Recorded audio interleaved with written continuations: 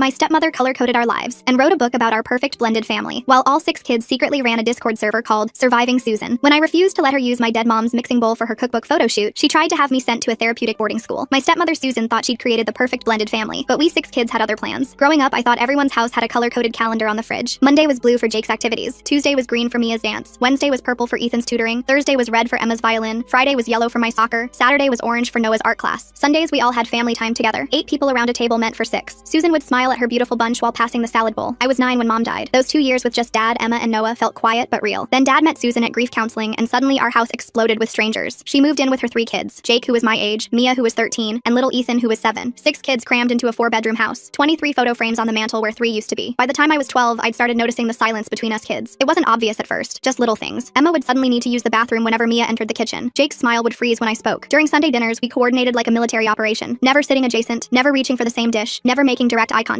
Susan would joke about having the most organized children in the world. We'd all laugh, but it sounded like breaking glass. By the time I turned 13, I'd mapped out the invisible war zones in our house. The basement rec room, where Jake accidentally deleted my saved games every week. The kitchen island, where Mia planted her homework exactly where Emma liked to eat breakfast. The bathroom cabinet, where someone kept moving someone else's stuff to the guest bath. I thought we were just adjusting. Susan called it beautiful chaos. The real education came from my sister Emma. She started pointing things out. Notice how Jake's suddenly allergic to our laundry detergent? Or, why does Mia get migraines every time we want to watch our mom's favorite movie? The 6 of us had created an elaborate system of avoiding each other while maintaining Susan's fantasy of harmony. At Susan's 40th birthday party, she insisted we all contribute to the celebration. The kitchen became a battlefield disguised as birthday prep. Emma used the last of the vanilla extract that Mia needed. Jake hid the good mixer when he saw me looking for it. Noah, accidentally, knocked over Ethan's decorating supplies. By evening, we had 6 separate desserts, each more passive-aggressively presented than the last. Susan thought it was wonderful. My babies all wanted to make me something special. The breaking point happened when I was 15. I needed to print an essay and borrowed Mia's laptop. That's when I saw the Discord server, Surviving Susan. All 6 kids were members, even little Ethan. The messages went back 3 years. Jake had started it after Susan's first family bonding camping trip, where she made us share tents. The chat was brutal. Bathroom schedules updated in real time. Warnings about Susan's moods, countdown timers to the ends of forced family activities. The channel that made my hands shake was called Exit Strategies. Jake was counting days until college. Mia had mapped out which relatives would take her for summers. Emma was researching early graduation. Noah had boarding school brochures hidden under his bed. Even Ethan, only 10 years old, had asked about sleepaway camps. But the worst channel was Things We Can't Say. Emma had posted about hearing Susan humming in our mom's kitchen and wanting to scream. Noah admitted he sometimes forgot mom's voice and hated Susan's laugh for filling the silence. Jake had written at 2 a.m. I know it's not your fault your mom died, but I hate you all for existing in my house. That night at dinner, I watched us perform our usual symphony of false smiles and calculated kindness. Susan told her favorite story about how blessed she was, how other moms at book club envied her harmonious household. Emma gripped her fork so tight her knuckles went white. Jake stared at his plate like it held the secrets of the universe. Mia's eye twitched every time Susan said, family. Noah was sketching escape routes on his napkin. Ethan had already perfected the 1,000-yard stare. I realized then that Susan had built her dream life on the backs of 6 kids who'd given up their authentic selves to maintain her delusion. She genuinely believed we were siblings who'd chosen this bond. She had no idea she was the only thing keeping 6 traumatized children trapped in the same house, performing happiness while we counted days like prisoners. Susan announced she was writing a book about our journey. She wanted to help other blended families achieve what we had. 2 weeks later, during her family cooking day for the book's photo shoot, she reached for mom's vintage mixing bowl, the one with the tiny chip from when I was 5, the one mom used for Christmas cookies. She handed it to Ethan, telling him to smile for the new family traditions chapter. The words ripped out of me before I could stop them. That's not yours. Everyone froze. Susan's smile flickered. Susan's photographer captured the moment perfectly. My face contorted with rage, her smile frozen in confusion. Ethan clutching the bowl like a lifeline. The camera clicked again as I stood there, realizing what had just escaped my mouth. Susan's smile hardened into something I'd never seen before, something that made my stomach drop. Her voice dropped to a dangerous quiet that made all 6 kids hold their breath. Ethan's knuckles went white around the ceramic bowl. Dad appeared in the doorway, his coffee mug halfway to his lips. I couldn't stop myself. The words tumbled out louder, clearer. I pointed at the bowl in Ethan's hands. My voice shook, but I kept going, explaining how mom had used it every Christmas, how she'd let me lick the cookie dough from its sides when I was little. Susan's voice trembled as she responded, insisting we were all family now, that these were our traditions to share. The photographer kept clicking away, capturing every second of the unraveling. Emma stepped forward and placed her hand on my shoulder. Her whispered warning to stop came with a supportive squeeze that told me she understood. Across the kitchen, Jake pulled out his phone, his thumbs moving rapidly while his face remained completely blank. Susan's eyes darted to his screen, then back to me. Susan's hands shook as she dismissed the photographer with brittle cheerfulness. She insisted this was just a family moment, that they could reschedule the shoot another day. The photographer packed up quickly, sensing the tension that crackled through the kitchen like electricity. Dad entered fully, demanding an explanation for the disruption. I caught Mia raising her phone slightly, her finger tapping the screen. Later, I'd learned she'd screenshotted Susan's expression of pure rage before the mask of concern slipped back into place. Susan spun the story expertly. She spoke of hormones and grief, of totally normal resistance to change in blended families. Her voice dripped with false understanding as I tried to protest, to explain about the bowl, about everything. The other kids stayed silent, their faces carefully neutral as they'd learned to be. Dad suggested I take a walk to cool down. His voice held that particular tone of forced calm that meant he didn't want to deal with conflict. As I headed for the door, I saw Susan pull out her phone, her fingers flying across the screen. I recognized her damage control mode, the same frantic texting she did whenever one of her book club stories didn't land quite right. In the garage, Noah found me slumped against Dad's workbench. He showed me his phone screen without a word. The Discord server was exploding. "It's happening" filled the screen, messages from all 5 siblings flooding in faster than I could read. Jake had posted a play-by-play of the kitchen confrontation. Mia had uploaded the screenshot of Susan's rage face. Even little Ethan had typed "finally" in all caps. Emma appeared minutes later, closing the garage door behind her carefully. She pulled out her phone and showed me a folder I'd never seen before. Years of comparison photos filled the screen. Susan's Facebook posts versus reality. The Thanksgiving where she claimed we'd all cooked together, but the timestamp showed us kids in separate rooms. The spontaneous family game night that had required 3 hours of threats to stage. And there, at the bottom, a video from Susan's birthday party showing all 6 kids' faces as she gushed about our perfect harmony. We looked like hostages. Through the garage window, I watched Susan gather Jake, Mia, and Ethan in the living room. Emma and Noah pressed against the glass beside me. Susan's gestures grew animated as she spoke to her bio kids, occasionally pointing toward the garage. An emergency family meeting, but only for her real family. The next morning, breakfast became a minefield. Susan announced family therapy appointments to help process grief and adjustment issues. But as she listed the appointment times, I realized she'd only booked one slot for me, solo therapy, to deal with my obvious struggles. Emma's spoon clattered against her bowl. Noah's drawing hand stilled. Jake kept his eyes on his phone, but I saw his jaw clench. At school, the counselor pulled me aside before first period. Mrs. Peterson's face wore that careful expression adults used when they thought you might explode. Susan had called, expressing concerns about violent outbursts at home. The word unstable floated between us like a toxic cloud. I sat there stunned, as Mrs. Peterson asked if I felt safe at home, if I ever had thoughts of hurting myself or others. Jake cornered me by my locker at lunch. His usual cold distance had cracked slightly. 6 kids with a color-coded calendar and family time in air quotes. Susan's running this house like a corporate merger where nobody actually wanted to merge. He told me Susan was freaking out because the photographer had posted the kitchen confrontation on Instagram before she could stop him. Already, comments were rolling in asking if everything was okay, if this was part of the book project. Susan's carefully curated image was developing hairline fractures. After school, I stood with Emma and Noah at the pickup circle, watching Susan's car pull up. She waved cheerfully at other parents as Jake, Mia, and Ethan climbed in. She looked right through us, pulling away without a second glance. We started the long walk home in the winter rain, Emma's violin case banging against her leg with each step. Mrs. Chen from next door stopped me as we trudged up our driveway. She mentioned that Susan had asked her to keep an eye out for any concerning behavior from me. Her voice held a particular emphasis on the word concerning, and she glanced meaningfully at where Noah and Emma stood shivering. Susan had implied I might be a danger to the younger kids. Mrs. Chen patted my shoulder and said she'd told Susan that seemed unlikely, but I should know what was being said. That evening, I discovered Susan had changed the Netflix password. My profile had vanished entirely. Years of viewing history erased like I'd never existed. It was a small thing, but it felt like the beginning of something larger. Digital erasure, one platform at a time. Emma found me staring at the login screen. She sat beside me and pulled up her email, showing me a draft Susan had sent herself, probably accidentally CC'd to Emma's account since they shared a family calendar. The subject line read, Chapter 12, When Love Isn't Enough, Dealing with Troubled Stepchildren. My name appeared 17 times in the first paragraph alone. I was becoming the villain of Susan's story, the problem child who threatened her perfect blended family. Dinner that night was a new level of psychological warfare. Susan served everyone except me, claiming she'd miscalculated portions and hadn't made enough. Dad said nothing, just pushed his own plate slightly in my direction. I pushed it back. Under the table, Mia slid a granola bar across to me, her face never changing as Susan launched into a speech about boundaries and respect in family units. Later, Ethan knocked on my door. He stood there in his dinosaur pajamas, looking smaller than his 10 years. He told me he didn't want the bowl, that his mom was being weird about everything. He said she'd spent an hour on the phone with someone, using words like documentation and patterns of behavior. It was the first crack in Susan's kids' loyalty I'd seen outside the Discord server. Susan's social media became a weapon. She posted a family photo from last month, but I'd been cropped out. The caption read, Protecting my babies from negative energy. Sometimes love means making hard choices. Blessed mama, safe spaces, family first. Within an hour, she had 47 concerned comments from book club friends and PTA moms asking if everything was all right. Dad finally asked what was really going on during our Thursday drive to soccer practice. For the first time in years, we were alone without Susan's orchestration. I showed him the Discord server on my phone, not the messages, just that it existed. His face went through several expressions before settling on something I couldn't read. He asked how long we'd all been pretending. I told him since the beginning. That night, Jake slipped a note under the bathroom door while I brushed my teeth. His handwriting was cramped and urgent. She's looking for boarding schools and therapeutic programs. Heard her on the phone with someplace in Utah. Watch your back. The note was signed with just a J, the first time he'd ever communicated with me directly outside of Discord. The escalation had begun. Susan was systematically building a case that I was the problem, the disruptor of her perfect narrative. But she'd made one crucial mistake. She'd pushed too hard, too fast. And now all 6 kids were finally ready to push back. Susan scheduled my therapy appointment during Emma's violin recital. The timing wasn't accidental. She presented it as concern for my well-being, but I recognized the calculated cruelty. Emma had been preparing for this recital for months. Now I'd have to choose between supporting my sister and attending mandatory therapy with Susan's friend, Dr. Vicky Thompson. I chose Emma. Susan's face tightened when I announced my decision at breakfast. She made several phone calls while I ate my cereal, each conversation louder than the last. By the time I left for school, she'd rescheduled the appointment 3 times, each slot conflicting with something important to me or my siblings. At therapy, Dr. Thompson's questions felt like traps. She asked about my anger toward my mother for dying, whether I resented my father for moving on, if I felt replaced by Susan's children. Every question twisted normal grief into something pathological. I kept my answers short and factual. Dr. Thompson's pen scratched across her notepad with increasing frustration. Noah showed me his sketchbook that evening. He'd been documenting everything for 3 years. Page after page of detailed drawings showed our divided family, dinner scenes with invisible walls between us, birthday parties where smiles looked like grimaces. One sketch showed all 6 kids as marionettes with Susan holding the strings. The visual evidence of our misery was overwhelming. Ethan started refusing to participate in Susan's narrative about my instability. He'd witnessed her practicing concerned expressions in the bathroom mirror, rehearsing phrases about teenage volatility and grief-induced aggression. When she tried to get him to confirm I'd been acting strangely, he shrugged and walked away. Jake noticed his little brother's rebellion and seemed unsettled by it. I spent hours printing Discord conversations, creating a paper trail of our collective unhappiness. The printer ran out of ink twice. I hid copies in 3 different locations, one in the garage rafters, one in the hollow base of Mom's old jewelry box, and one in a plastic bag buried in the backyard. Evidence of 6 kids' desperation, dated and documented. The school suggested family mediation, after Mrs. Peterson's report noted inconsistencies inconsistencies in our family dynamic. Susan insisted I needed individual help instead. That group therapy would enable my manipulation of the younger children. She scheduled another solo appointment with Dr. Thompson, this time during Noah's art show. The pattern was becoming obvious to everyone except Dad. Emma started an anonymous blog about toxic positivity and blended families. She only shared the link with 3 trusted friends, but within days, the comment section exploded with similar stories. Parents forcing instant bonds, kids performing happiness, the exhaustion of maintaining false narratives. Emma's post about grieving mothers being erased by step-family demands got over 200 shares. I followed Susan to her coffee meeting with her book club friends. From a corner booth, I watched her performance. She dabbed at her eyes while describing my violent outburst, how she feared for her children's safety, how heartbreaking it was to watch me spiral. I recorded the entire conversation on my phone. Her friends cooed sympathetically, offering suggestions for therapeutic boarding schools and wilderness programs. Dad's mother called that evening. Susan had reached out to express concerns about my behavior, suggesting it might be best to limit my visits for everyone's safety. Grandma's voice was confused and worried. She'd never seen any concerning behavior from me. I explained what was happening, and her silence spoke volumes. She promised to call Dad directly. Susan's provocations intensified. She'd make subtle comments about my mother's death, leave brochures for grief camps on my pillow, scheduled check-ins about my mental state during homework time. I responded by calmly documenting everything. I kept a notebook where I recorded dates, times, and exact quotes. When Susan realized I was writing during her lectures, her composure cracked. She demanded to see the notebook. I told her I was journaling my feelings, as Dr. Thompson suggested. The lie tasted sweet. The family reunion was 3 weeks away. Susan announced I could only attend if I showed significant progress in therapy and apologized publicly for the mixing bowl incident. The deadline created urgency. My cousins would be there, people who'd known me since birth, who remembered Mom. Susan couldn't risk them seeing through her narrative. Mia found me alone in the kitchen one evening. She glanced around nervously before speaking. Her confession came in a rush. Susan had done this before. In her first marriage, she'd painted Mia's father as unstable when he questioned her parenting. She'd convinced everyone he was the problem until he'd finally left, exhausted from fighting her version of reality. Mia had watched her mother play victim while destroying her father's reputation. The pattern was repeating. Susan's mask slipped during book club at our house. Someone asked about the Instagram photo from the cookbook incident. Susan's carefully modulated voice cracked as she called me an ungrateful brat who couldn't accept love. The room went silent. Several women exchanged glances. Susan tried to recover, but the damage was done. Her perfect stepmother image had shown its first public crack. 2 days later, Susan cornered me in the laundry room. She made her offer clear. Apologize publicly for the mixing bowl incident, support her book project, attend therapy without resistance, or she'd recommend residential treatment to Dad. She had brochures from 3 different programs, all specializing in troubled teens with attachment disorders. Her smile was triumphant as she laid out the ultimatum. Emma's car became our war room. All 6 kids crammed inside after Susan left for her Thursday night yoga class. Susan's playing chess while everyone else thought they were having family dinner, documenting patterns of behavior, like she's building a legal case instead of raising kids. The vote was unanimous. We were done pretending. Jake revealed something crucial. Susan's book advance was already partially spent. She'd used it for the kitchen renovation and new furniture. Without our cooperation for the book's completion, she'd have to pay it back. The financial pressure explained her increasing desperation. We developed a simple strategy. No more covering for each other's absences from Susan's activities. No more fake smiles during photo shoots. No more performed harmony at family dinners. We wouldn't be openly hostile. That would feed her narrative. Instead, we'd simply stop pretending to be the family she insisted we were. The shift was subtle but immediate. At dinner, we sat where we wanted instead of Susan's assigned seats. Jake sat next to me. Mia chose the spot beside Emma. Ethan squeezed between Noah and me. Susan's eyes darted around the table trying to understand the change. When she suggested we were sitting wrong, all 6 kids shrugged in unison. Dad noticed the new dynamic immediately. His confusion was evident as he watched his 3 biological children voluntarily interacting with Susan's kids. Real conversations replaced scripted pleasantries. Noah showed Ethan his sketches. Emma helped Mia with algebra. Jake and I discussed a video game we both played. Susan's smile became increasingly strained. The community began choosing sides. 3 neighbors approached Dad with concerns. Not about me, but about Susan's increasingly erratic behavior. Mrs. Chen mentioned the strange phone calls asking her to monitor me. Another neighbor reported Susan's attempts to recruit her as a character witness for my supposed instability. The third had overheard Susan screaming at me through the fence when she thought no one was around. Susan's publisher requested a family interview for the book's promotional materials. The email sent Susan into a panic. She knew we wouldn't maintain the charade for a professional interviewer. She tried to postpone, claiming scheduling conflicts, but the publisher insisted. The book's entire marketing strategy depended on our beautiful blended family story. Ethan's teacher called for a parent conference. During sharing time, he told his class about the 2 families living in one house, the real kids and the stepkids who had to pretend to be siblings. He'd drawn a picture of 2 separate dinner tables pushed together. The teacher was concerned about the family dynamics. Susan tried to dismiss it as childhood imagination, but the teacher had kept the drawing. I took responsibility for confusing Ethan, telling the teacher I'd been struggling with the adjustment and might have expressed frustration inappropriately. The lie protected Ethan from Susan's wrath while reinforcing my supposed instability. Susan's relief was palpable, but Ethan's grateful smile told me he understood the sacrifice. Our subtle rebellion escalated. We started wearing clashing colors for Susan's staged family photos. We mixed up our positions. Bio kids and step kids intermingled instead of grouped. We smiled, but naturally instead of posed. Susan's photographer friend commented that we looked more relaxed. Susan's jaw clenched at the observation. Susan's attempts to separate us failed spectacularly. When she tried to take only her bio kids shopping, Jake refused to go without me. When she planned a special dinner for just her children, Mia invited Emma and Noah to join. Ethan started calling us his real siblings in front of Susan. Each defection hit her like a physical blow. The explosion came on a Tuesday evening. Dad had left for a hardware store run. Susan cornered me in the kitchen, screaming about how I'd poisoned her children against her, how I destroyed her family, how everything had been perfect until I'd opened my ungrateful mouth. Her voice rose to a shriek. She didn't notice Dad had returned, standing frozen in the doorway with his car keys still in his hand. The silence after Susan realized Dad was there stretched endlessly. She tried to recover, to spin the situation, but Dad had finally seen the truth. His face showed a mixture of shock, guilt, and dawning understanding. He asked Susan to explain what she meant by everything had been perfect. Her stammering response only damned her further. Mrs. Chen organized an informal neighborhood book club meeting. The topic of discussion was Susan's behavior. 6 different women shared concerning observations. The mom from down the street mentioned Susan asking probing questions about my mental health. Another recalled called Susan's attempts to gather negative stories about me. The consensus was clear. Susan was the problem, not me. The school counselor's report became our strongest evidence. 6 different interviews with 6 different kids had yielded one consistent theme. We were miserable. The counselor noted the unusual family dynamics, the clear division between biological and step siblings, and the pressure to perform happiness. She recommended family therapy with a neutral therapist, not Dr. Thompson. Susan's publisher deadline loomed. 2 weeks to submit the final chapter of her perfect blended family guide. Her laptop stayed open on the kitchen counter, the cursor blinking on a blank page. She'd type frantically, then delete everything. The story she'd planned to tell was crumbling, and she couldn't figure out how to spin our reality into her fantasy. Parent pickup became a daily humiliation for Susan. Other parents had heard about her meltdown in the parking lot, witnessed her hissing threats at me when she thought no one was watching. They kept their distance, their children suddenly too busy for playdates with Ethan. Susan's social circle was contracting just as her professional dreams imploded. I maintained grace under pressure, culling Susan's narrative with kindness. When she provoked, I responded calmly. When she accused, I documented quietly. When she threatened, I smiled sadly and walked away. My refusal to play villain frustrated her into increasingly desperate acts. Dad watched it all with growing concern. The confrontation about the book was inevitable. Dad told Susan the project needed to stop, that our family needed to focus on healing without public scrutiny. Susan's response was vicious. She accused him of choosing them over her, of letting his bio kids manipulate him, of being too weak to support her dreams. The argument echoed through the house as all 6 kids huddled in Emma's room. We presented our evidence to Dad the next morning. Timeline of incidents, printed Discord conversations, Emma's documentation photos, Noah's sketches, recorded conversations, witness statements from neighbors. The truth was undeniable and overwhelming. 6 kids united in their misery, forced to perform happiness for a woman who saw them as props in her personal narrative. Susan agreed to postpone the book indefinitely. She framed it as focusing on family healing, but we all knew the truth. Without our cooperation, she had no story to sell. The publisher wasn't interested in another broken blended family. They wanted the fairy tale Susan had promised, the one that had never existed outside her imagination. Her pivot to blogging lasted exactly 1 day. She posted about the challenges of raising troubled stepchildren, how love wasn't always enough, how some wounds were too deep to heal quickly. Within hours, all 6 kids had commented with corrections, clarifications, and contradictory evidence. Susan deleted the post, but screenshots were already circulating among our classmates' parents. The false peace was more unsettling than the war. Susan scheduled separate activities for bio versus stepkids, accidentally admitting what we'd known all along. We were 2 families forced to share space, not one united unit. Her attempts at damage control only highlighted the divide she'd spent years denying. Through the battles, something unexpected had happened. The 6 kids who'd spent years avoiding each other had become actual allies. Jake helped me with homework. I taught Ethan guitar chords. Emma and Mia shared clothes. Noah drew portraits of all of us together, not posed, but laughing genuinely. We'd found siblinghood in surviving Susan's fantasy. Mia received an email from her father. She'd been updating him secretly for months, sharing her fears about her mother's escalating behavior. He'd respected her boundaries but remained concerned. Now he offered escape. A room in his apartment, a different school, distance from Susan's toxicity. Mia printed the email and stared at it for hours. Family therapy with a neutral therapist brought breakthrough and breakdown simultaneously. When asked to share honestly, we 6 kids presented a united front. We didn't want to pretend anymore. We were tired of performing. We wanted authenticity, even if it meant admitting we weren't the blended family Susan had tried to force us to become. The therapist's validation of our feelings sent Susan into a visible spiral. Susan's confession came through tears and rage. She'd wanted to prove she could succeed where her first marriage had failed. She'd needed us to be perfect to validate her choices, to prove she was a good mother, to show the world she could blend a family through sheer force of will. Her desperation had driven every manipulation, every lie, every forced moment of fake harmony. Jake's admission followed. He'd been miserable since day 1 but felt trapped by his mother's needs. He'd watched her destroy his father and feared abandoning her would trigger another breakdown, but he couldn't pretend anymore. He was exhausted from performing happiness, from maintaining her delusion, from sacrificing his own truth for her narrative. The evidence was undeniable. Years of messages, photos, videos, documentation from multiple sources. The Discord server alone contained thousands of messages detailing our collective misery. Susan's fantasy was officially dead, called by the very children she'd claimed to unite. Jake just casually drops that mom spent the book money on kitchen cabinets like he's mentioning the weather. Honestly, that timing deserves an award for maximum impact. The truth was messier but real. We were 6 damaged kids who'd found connection in shared survival. Dad's apology came brokenly. He'd been so lost in his own grief that he'd let Susan's fantasy blind him to our suffering. He'd wanted to believe her vision because it meant he hadn't failed us by bringing chaos into our lives. His tears were the first authentic emotion we'd seen from an adult in years. Susan's final manipulation was her cruelest. She threatened to leave and take her bio kids, forcing Dad to choose between his children and hers. The ultimatum backfired spectacularly. Jake, Mia, and Ethan refused to leave. They'd found real family in the battle against their mother's delusions. Susan's own children choosing us over her was the ultimate reversal. Jake's confession broke something fundamental in Susan. Her face crumpled as her oldest child explained his years of misery, his exhaustion from maintaining her delusions. She turned to Mia, then Ethan, searching for loyalty that no longer existed. When even 10-year-old Ethan stepped closer to me instead of her, Susan's carefully constructed world shattered completely. The documentation from the Discord server painted an undeniable picture. Years of coordinated avoidance, shared misery, and desperate escape plans. The therapist reviewed printouts while Susan sat rigid in her chair. Each page revealed another layer of our collective performance, another crack in her perfect family narrative. Dad's face grew paler with every revelation. Susan's attempts to salvage control grew increasingly frantic. She scheduled individual meetings with each of her bio kids, trying to convince them they were being manipulated. Jake recorded his session on his phone. Mia took detailed notes. Ethan simply walked out halfway through. Their unified rejection of her narrative left Susan scrambling for new tactics. The financial reality hit hard. Susan's publisher demanded either the completed manuscript or return of the advance. The money had already been spent on kitchen renovations and furniture meant to stage the perfect family home. Without our cooperation, she had no book to deliver. The deadline passed with Susan staring at blank pages, her laptop cursor blinking accusingly. Dad initiated separation proceedings. Not divorce yet, but a necessary space for everyone to breathe. Susan's reaction was volcanic. She alternated between tearful pleas and vicious accusations. She blamed me for poisoning her children, Dad for weakness, the therapist for bias. Everyone was at fault except her. Moving day arrived with all 8 family members present. Susan packed while we watched, her movements sharp and angry. She tried one last manipulation, telling her kids they had to choose, her or this broken family. Jake helped me carry boxes to her car. Mia organized the kitchen items with Emma. Ethan sat on the porch steps between Noah and me, his small hand gripping mine. The mixing bowl became a final battleground. Susan reached for it, claiming it as hers since she'd been using it. I could have fought, could have made a scene. Instead, I wrapped it carefully in newspaper and handed it to her. She needed it more than I did. My memories of mom didn't live in ceramic. Susan's exit should have felt like victory, but it felt hollow. 6 kids stood in the driveway watching her drive away, her children still with us by their own choice. The house felt different immediately. Not better exactly, but real. No more performed meals, no more staged photos, no more pretending to be something we weren't. Jake claimed the basement room Susan had forbidden him from using. His first act was deleting the surviving Susan server and creating a new one. Just us. The messages shifted from survival strategies to genuine communication. Movie preferences, homework help, shared memes, normal sibling stuff we'd never been allowed before. Mia decided to stay despite her father's offer. She set up a video call schedule with him, but chose to remain with the family she'd found in battle. Her relationship with Emma evolved from careful avoidance to genuine friendship. They painted each other's nails and shared clothes without Susan's forced sisterhood narrative hanging over them. Ethan's adjustment was hardest. At 10, he'd spent most of his life performing happiness. Real emotions confused him. He'd start to smile for photos, then remember he didn't have to pose anymore. Noah worked with him on art projects, teaching him to express feelings through drawing instead of suppression. Dad struggled with guilt and relief in equal measure. He'd failed to see our misery, but he was trying now. Family dinners became optional. Sometimes all 6 kids showed up, sometimes just 2 or 3. The freedom to choose made all the difference. We ate leftovers on mismatched plates and nobody documented it for social media. Susan's attempts to maintain control from a distance failed spectacularly. She created a blog about parental alienation, claiming I'd turned her children against her. Jake, Mia, and Ethan responded with their own posts detailing years of manipulation. The blog disappeared within a week. School noticed the changes immediately. 6 kids who'd previously maintained careful distances now sat together at lunch. We helped each other with homework. We showed up to each other's events because we wanted to, not because Susan scheduled it. Teachers commented on how much happier we seemed. The house reorganized itself naturally. Emma's violin practice no longer had to be scheduled around Mia's dance. Jake's gaming didn't have to accommodate my soccer schedule. We worked around each other organically, the way real families do. The color-coded calendar came down, replaced by a simple whiteboard where we wrote notes to each other. Ethan started calling me his brother without prompting. Not stepbrother, not Susan's careful bonus sibling terminology, just brother. The first time he said it, I had to leave the room. Emma found me in the garage, not crying exactly, but something close. She understood without words. Dad learned to cook beyond basic survival meals. We took turns helping, teaching each other recipes we remembered or finding new ones online. Jake turned out to be surprisingly good at stir-fry. Mia made incredible brownies. We ate our successes and failures together. No photography required. Susan's financial situation deteriorated rapidly. Without the book advance, she couldn't afford the apartment she'd envisioned. She moved in with her mother, who'd always enabled her fantasies. Her social media shifted from perfect family posts to vague inspirational quotes about resilience and starting over. The first holiday without Susan felt strange. Dad asked what we wanted to do for Thanksgiving. The unanimous answer surprised him. Nothing fancy. We made sandwiches and played board games. No matching outfits, no forced gratitude circle, no staged photos, just 6 kids and a dad figuring out how to be a real family. Emma's college applications included essays about authentic relationships versus performed ones. She got into her first choice with a scholarship. The admissions committee mentioned her essay's raw honesty as a deciding factor. Susan tried to take credit on Facebook. All 6 kids reported the post. Noah's art evolved from dark sketches of division to brighter pieces showing genuine connection. His art teacher submitted his portfolio to a youth exhibition. The piece that won showed 6 kids at a kitchen table, no invisible walls between them. He titled it After the Performance. Jake and I developed an actual friendship. We played video games together without keeping score of who won more. He taught me coding. I helped him with history essays. The competition Susan had fostered between us dissolved into mutual support. Mia's dance recitals became family events by choice. We showed up because we wanted to support her, not because Susan demanded it. She performed better without her mother's critical eye in the audience. Her instructor noted her increased confidence and natural expression. Dad started therapy himself, individual sessions to process his role in enabling Susan's fantasy. He came home from appointments exhausted but clearer. He apologized to each of us individually, not for bringing Susan into our lives, but for not seeing what it cost us. The house felt bigger without Susan's oppressive presence. Rooms we'd avoided became communal spaces. The basement, Jake claimed, became a hangout spot for all of us. We set up old gaming systems and had tournaments that ended in laughter instead of silent scorekeeping. Susan's attempts to regain control grew more desperate. She threatened legal action for custody of her kids. Her lawyer dropped her when Jake, Mia, and Ethan testified about their desire to stay with Dad. The judge ordered supervised visits that Susan rarely attended, claiming we'd poisoned her children against her. School events became less stressful without Susan's documentation demands. We attended each other's presentations, games, and concerts because we wanted to. Parents noticed the change in dynamics. Several mentioned how much more natural we seemed together. The mixing bowl returned unexpectedly. Susan left it on the porch one night with a note claiming she didn't need our tainted belongings. I found it the next morning, carefully wrapped in the same newspaper I'd used. We used it that weekend to make cookies, all 6 kids crowding the kitchen. We used both moms' recipes, creating something new. Dad learned to see us as individuals instead of Susan's blended unit. He noticed Emma's music preferences, Noah's art subjects, my soccer statistics. He asked Jake about coding, Mia about dance, Ethan about his dinosaur phase. Conversations happened naturally instead of through Susan's forced family meetings. The final therapy session before Susan officially moved out revealed the depth of our transformation. 6 kids who'd spent years avoiding each other now chose to sit together. We spoke about boundaries, respect, and the difference between forced family and chosen connection. The therapist noted our progress with visible amazement. Susan's last manipulation attempt came through Ethan. She sent him gifts with notes about missing her baby, trying to guilt him into visiting. He brought the packages to family meetings, where we discussed them openly. His decision to donate the gifts to charity came from him, not us. Susan's power over her children had evaporated completely. The new normal settled gradually. Homework happened at the kitchen table with whoever needed help. Dinner was sometimes all 8 of us, sometimes just a few. We learned each other's actual preferences instead of Susan's assigned roles. Jake liked horror movies. Mia preferred mysteries. Ethan loved documentaries about space. 6 months after Susan left, I helped Dad take down the color-coded calendar. Behind it, we found Emma's height marks from when she was little before Susan arrived. Dad traced them with his finger, remembering. We spent the afternoon adding new marks for all 6 kids, not because anyone made us, but because we wanted to document our real growth together. The Discord server evolved into a group chat filled with mundane updates and inside jokes. No more escape strategies or survival tactics. Just 6 kids who'd found real siblinghood in the wreckage of someone else's fantasy. We still called it surviving together, but now it meant something different. We weren't surviving Susan anymore. We were just surviving life together, the way families do. Thanks for reading this story with me. I hope you have a wonderful day. See you next time.